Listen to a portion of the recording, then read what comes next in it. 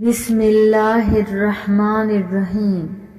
شروع کرتی ہوں اللہ کے پاک نام سے جو بہت مہربان اور نہایت رحم کرنے والا ہے۔ اللہم صلی علی سیدنا محمد وعلی آل سیدنا محمد وبارک وسلم۔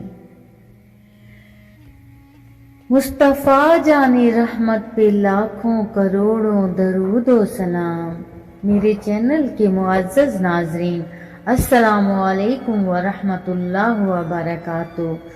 تو پیارے بہن بھائیوں، آج میں آپ لوگوں کو آب زمزم کے فضائل بتاؤں گی انشاءاللہ۔ تو پیارے بہن بھائیوں، آپ تو جانتے ہو کہ حج کے دن ہوں یا عمرے کے مہینے یا طواف کعبہ مکہ میں، اس شہر امن میں تمام دنیا سے آنے والے مسلمان آب زمزم کا تبرک اپنے ساتھ لے کے جاتے ہیں۔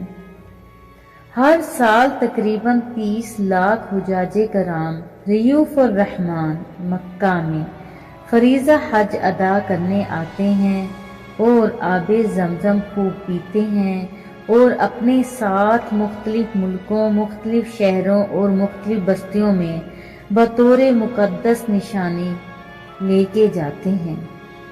پینے والے اسے پرتاثیر پاتے ہیں، ان کی تھکن دور ہوتی ہے اور انہیں حیرت انگیز تازگی کا احساس ہوتا ہے۔ کہنے والے تو یہاں تک کہتے ہیں انہیں دنیا کے بہترین سے بہترین پانی سے بھی آب زمزم جیسا ذائقہ اور اثر نہیں ملتا۔ آب زمزم صرف کیمیائی ترکیب، ذائقہ اور تاثیر تک ہی محدود نہیں ہے، بلکہ کچھ اور اہم خصوصیات بھی اس آب مقدس کے ساتھ وابستہ ہیں۔ سبحان اللہ۔ آج میں اس ویڈیو میں آب زمزم سے منسلک بہت ساری معلومات سے آپ کو روشناس کراؤں گی انشاءاللہ، لیکن بیشتر اس سے کہ ویڈیو کا باقاعدہ آغاز کیا جائے۔ نئے دیکھنے اور سننے والوں سے گزارش کروں گی کہ آپ اس چینل کو سبسکرائب کریں تاکہ ہماری نئی آنے والی تاریخی، معلوماتی اور اسلامی ویڈیوز آپ کو ہر وقت اور بر وقت ملتی رہیں۔ میرے پیارے بہن بھائیوں، اسلامی تاریخ کا مطالعہ ہمیں بتاتا ہے کہ آب زمزم کا کنواں حضرت ابراہیم علیہ السلام حضرت حاجرہ کے شیر خوار بیٹے کی پیاس بجھانے کے واسطے 4000 سال قبل جاری کیا، جو آج تک جاری اور ساری ہے۔ سبحان اللہ۔ ابراہیم علیہ السلام کو اللہ تعالیٰ نے بہت ساری آزمائشوں میں ڈالا، مگر حضرت ابراہیم ہر آزمائش میں صبر و استقامت کا پہاڑ بن کے پورا اترے۔ حضرت ابراہیم جب وادی میں سیدہ حاجرہ اور ان کے معصوم نونہال کو چھوڑ کے جانے لگے، ایسی وادی جہاں حیوانی وجود بھی نہیں تھا، نباتات بھی نہیں پائے جاتے تھے، پانی کا ایک قطرہ بھی دستیاب نہیں تھا، کالے سیاہ پہاڑ جیسے فولاد پھیلا کے ڈال دیا گیا ہو، وہ وادی جہاں دن کو بھی خوف آئے، وہاں حضرت حاجرہ نے راتیں بھی گزاریں۔ کتنا دردناک وہ لمحہ تھا جب سحری کا وقت ہوا، حضرت ابراہیم دعائیں دے کے رخصت ہونے لگے۔ حضرت حاجرہ نے آگے بڑھ کے اپنے شوہر کا دامن پکڑ لیا، دامن پکڑ کے بولی، آپ اس خوفناک وادی میں، پہاڑوں کے دامن میں، جہاں دن کو بھی خوف آئے، نونہال معصوم کے ہمراہ مجھے چھوڑ کے کہاں جا رہے ہو؟ حضرت ابراہیم نے کوئی جواب نہیں دیا۔ پھر قدم اٹھایا تو زوجہ نے پھر دامن پکڑا، پھر وہی سوال، پھر کوئی جواب نہیں آیا۔ تیسری بار دامن پکڑا، ابراہیم علیہ السلام کی جانب سے کوئی جواب نہیں آیا، تو آپ خود بولیں، کیا اللہ کا حکم ہے؟ تو حضرت ابراہیم نے فرمایا، نام حضرت اسی کا حکم ہے۔ नाम उसी का हुक्म है। हजरत हाजरा ने दामन छोड़ दिया, जाइए खैर से जाइए, अगर हमारे रब का हुक्म है तो वो हमें जाया नहीं होने देगा। जहां दिन नहीं गुजारे जाते थे वहां हजरत हाजरा ने रातें भी काटी। वो वादी जिसमें वहशत भी कदम रखती थी डर डर के, जहां वहशत भी कदम रखती थी डर डर के, वहां पे हजरत हाजरा ने अपने दिन और रातें गुजारी। अपनी पाकबाज बीवी और उन्होंने हाल बेटे को छोड़ के हजरत इब्राहिम दुआएं दे के रुखसत हो गए। थोड़ा सा तोशा था, 2-1 दिन बाद खत्म हो गया। फिर माँ की छाती से दूध भी खुश्क हो गया। नौनिहाल प्यास से तड़पने लगा। माँ तो फिर माँ ही होती है। तड़पती हुई ममता का दिल बेकरार हुआ। एक पत्थर के साए में मासूम इस्माइल अलैहिस्सलाम को लिटाया। पानी की तलाश में जबले सफा पे चढ़ी। इतराफ में आसमानों की तरफ देखा, कहीं कोई परिंदे उड़ते हुए दिखाई दें और पानी का निशान मिल जाए, और मैं वहां से बेटे के लिए 2 घूंट ले आऊं, लेकिन कुछ दिखाई ना दिया। ताहद्दे नजर फैला हुआ आसमान ही आसमान है और पहाड़ ही पहाड़ नीचे दिखाई देते हैं। फिर मरवा पे आई, दरमियान में नशेबी जगह थी, वहां बेटे का चेहरा दिखाई नहीं देता था। दौड़ के गुजरी और फिर जाके सफा पे जाके देखा, कुछ नजर नहीं आया। इधर भी देख लिया, उधर भी देख लिया, लेकिन माँ थी। फिर सफा पे आई, सफा पे देखा, कुछ दिखाई नहीं दिया। फिर तड़प के मरवा पे आई, वहां देखा, वहां भी कुछ नहीं दिखाई दिया। फिर सफा पे आई, कभी सफा पे कभी मरवा पे। तड़पती हुई माँ, बेकरार दिल, इधर पानी की प्यास से तड़पता हुआ मासूम इस्माइल अलैहिस्सलाम। जरा मंजर तो देखो, कितना दिल आवेज है। अल्लाह अकबर। सीने में पित्ते पानी हो जाएं, पत्थर भी हो तो पिघल जाएं। इस दास्तान से लेकिन अल्लाह पाक पर तवक्कुल और माँ की बेकरारी। कभी सफा पे कभी मरवा पे, लेकिन जबान पे शिकायत नहीं है। जब मरवा पे पहुंचती हैं, 7 चक्कर मुकम्मल हो जाते हैं, तो क्या देखती हैं कि मासूम हजरत इस्माइल अलैहिस्सलाम एड़ियां रगड़ रहे हैं। माँ के दिल डोलने लगा कि बेटा आखिरी लम्हों में है। दौड़ी के बेटे को जाके अपनी छाती से चिमटा, हो सकता है 2 कतरे दूध के उसकी जिंदगी की आस बढ़ा दें। तो माँ दौड़ती हुई आई, लेकिन जब करीब आई तो मंजर तब्दील हो चुका था। मासूम की एड़ियों के रगड़ने से ताजा चश्मा फूट रहा था। सुभान अल्लाह। पानी है कि बेकाबू होना चाह रहा है। आगे बढ़ी जल्दी जल्दी, पानी के इर्द गिर्द ढेरी बनाई और कहा, जमजम रुक जा रुक जा। अल्लाह अकबर। हजरत हाजरा के ईमान और इस्तिकामत और अल्लाह की खालिस बंदगी के जज्बे का अंदाजा उनके इस कौल से लगाएंगे, तब तो अल्लाह हमें जाया नहीं करेगा। बतौर इसकी जजा के अल्लाह ने अपनी नेमत, अपनी रहमत जमजम की शक्ल में उन्हें दी। सुभान अल्लाह। हजरत हाजरा ने ये पानी खुद भी पिया और अपने शीर ख्वार बेटे इस्माइल अलैहिस्सलाम को भी पिलाया। काबे की इमारत सतह जमीन से टीले की तरह बुलंद थी। जब सिलाब आए तो दीवारों को नुकसान पहुंचता। कुछ अरसे बाद कबीला जरहुम के कुछ लोग आए और नशेबी मक्का में क़याम किया।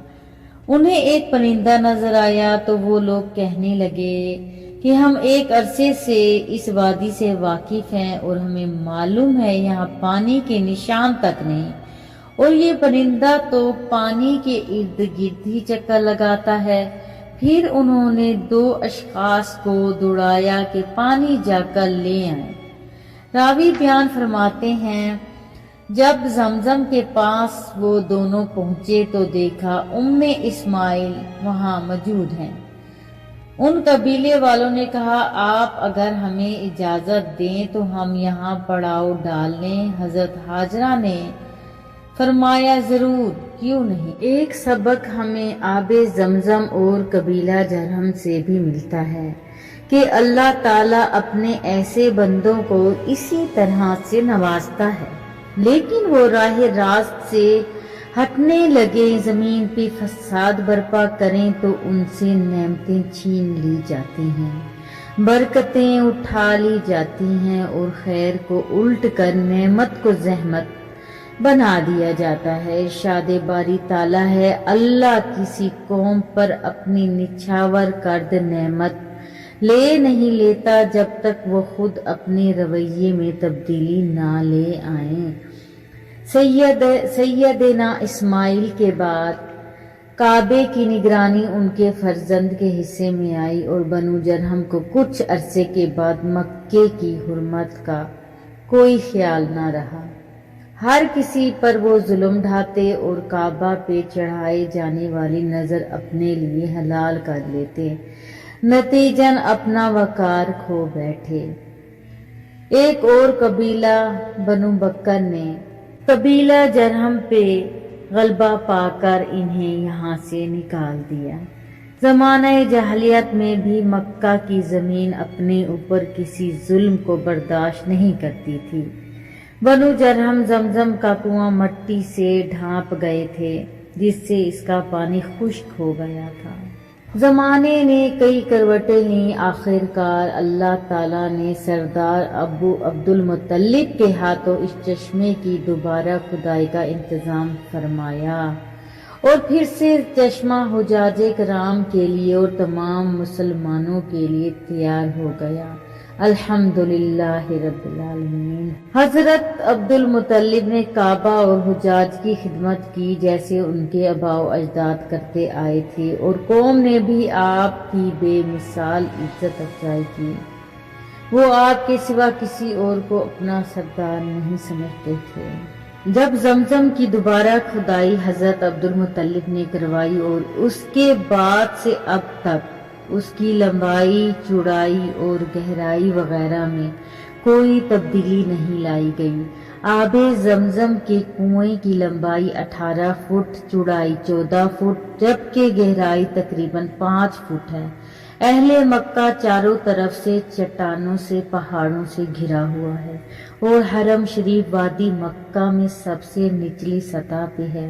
شہر مکہ مکمل طور پہ ریت اور گارے کی تہہ پہ واقع ہے اور جائے زمزم اسی ریت اور گارے کی تہہ پہ واقع ہے، جبکہ اس جگہ پہ پانی سطح زمین سے 40 یا 50 فٹ کی گہرائی پہ ہے۔ آب زمزم کی گئی ایک رپورٹ کے مطابق آب زمزم میں معدنیات مثلاً سوڈیم، کیلشیم، میگنیشیم اور اس کے علاوہ اور بھی بہت ساری معدنیات مخصوص مقدار میں پائی جاتی ہیں۔